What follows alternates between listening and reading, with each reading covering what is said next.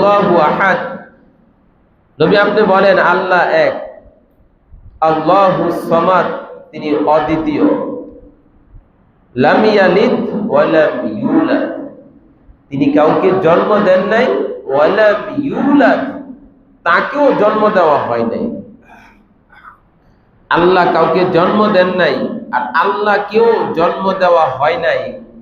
আল্লাহ স্রষ্টা, আমরা সৃষ্টিজীব।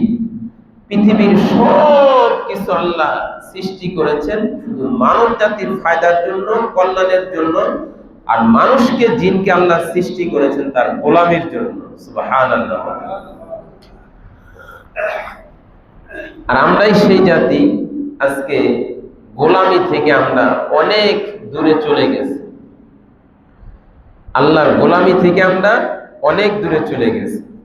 তো এই যে আয়াতটা আল্লাহ ব্যাপারে এই নির্বুদ্ধি আহমক ধরনের ফায়সালা করা, এটার থেকে কি শিক্ষা পাই?